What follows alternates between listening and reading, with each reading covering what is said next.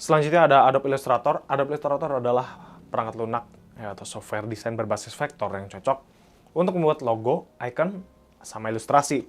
Tentunya ya, namanya juga Adobe Illustrator. Dan desain lain yang memerlukan skalabilitas tanpa kehilangan kualitas. Fitur utama di Illustrator, ya, yang pertama ada Pen Tool dan Shape Tool. Alat ini digunakan untuk membuat bentuk dasar, icon, dan desain geometris. Pen Tool juga dapat membuat jalur atau path yang fleksibel untuk bentuk kompleks. Ya, pen tool itu kayak pensil lah ya. Tapi kalian bisa gambar bebas. Tapi bukan pensil yang itu ya. Pen tool itu lebih ke tegas gitu ya, membuat garis-garis bebas. Selanjutnya ada color guide dan gradient. Ini membantu dalam memilih palet warna harmonis dan menciptakan efek gradasi yang dapat memperindah ilustrasi.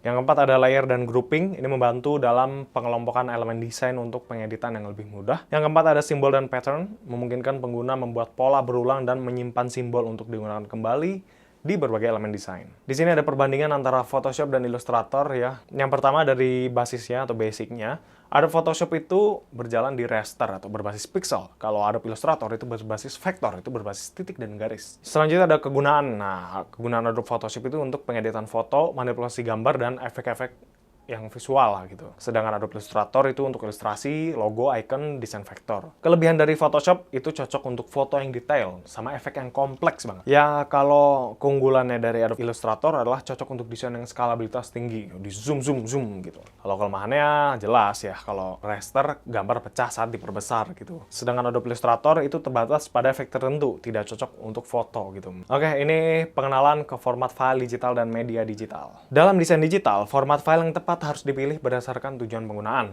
Berikut beberapa format file yang umum digunakan. Yang pertama ada JPEG. Ya, seperti yang kita tahu ini namanya Joint Photographic Expert Group. Format gambar kompresi tinggi. Nah, ini cocok untuk foto dan gambar web yang memerlukan ukuran file kecil. Namun, kompresi JPG dapat menyebabkan penurunan kualitas gambar. Selanjutnya ada PNG atau Portable Network Graphic. Format gambar yang mendukung transparansi. Sangat cocok untuk icon, logo, dan gambar yang memerlukan latar belakang transparan. PNG mempertahankan kualitas lebih tinggi dibandingkan JPG, tetapi ukuran file bisa lebih besar. Oke, selanjutnya ada GIF atau Graphic Interchange Format.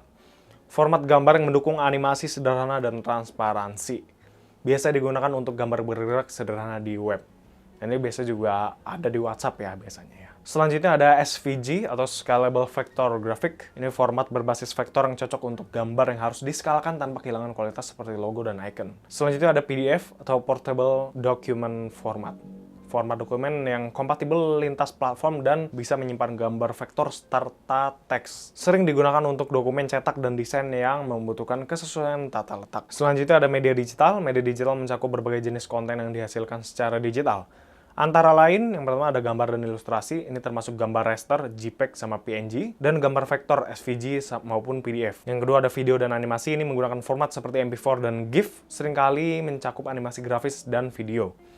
Yang ketiga ada audio dan musik, format umum meliputi MP3 dan WAV yang digunakan dalam produksi konten video dan multimedia. Yang keempat ada teks, termasuk dalam berbagai format seperti HTML, PDF, dan doc yang digunakan untuk komunikasi dan penyebaran informasi. Selanjutnya ada teknik dasar penggunaan software design. Oke, ini ada teknik dasar di Adobe Photoshop dulu. Yang pertama ada layering. Dengan menggunakan layer, desainer dapat mengedit elemen yang berbeda secara independen.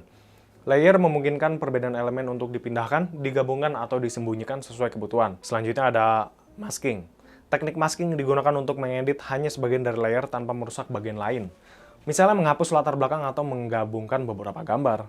Yang selanjutnya ada selection tools. Alat seleksi seperti lasso, magic wand, dan quick selection digunakan untuk memilih bagian gambar tertentu agar bisa diedit terpisah. Selanjutnya ada filter dan efek. Photoshop menawarkan banyak filter seperti blur, sharpen, dan distort yang membantu menambahkan efek khusus ke gambar. Selanjutnya ada penggunaan pen tool. Pen tool adalah alat penting dalam Illustrator untuk membuat jalur bebas dan bentuk kompleks. Penggunaannya memerlukan keterampilan terutama dalam mengatur titik-titik anchor. Selanjutnya ada gradient dan warna. Gradient tool membantu menciptakan efek warna gradasi yang halus. Fitur ini sering digunakan untuk membuat desain yang lebih estetis. Oke, selanjutnya ada grouping dan alignment. Ini memudahkan dalam menyusun dan mengelompokkan elemen-elemen desain yang saling terkait. Selanjutnya ada penggunaan artboard. Artboard di Illustrator memungkinkan pembuatan beberapa halaman atau ukuran dalam satu proyek. Ini berguna untuk desain yang membutuhkan variasi ukuran, seperti banner dan media sosial. Oke, sekian aja di pertemuan 6 kita kali ini. Terima kasih yang sudah menonton sampai akhir. Jika ada yang ingin ditanyakan, silakan tanyakan di grup Dede ya. Atau langsung komen aja di bawah, nanti admin kita akan menjawab. Saya bantu jawab juga tentunya. Dan jangan lupa like, komen, dan subscribe. Share juga video ini ke teman kalian yang mungkin butuh ilmunya. Sekian dari saya, terima kasih. Wassalamualaikum warahmatullahi wabarakatuh.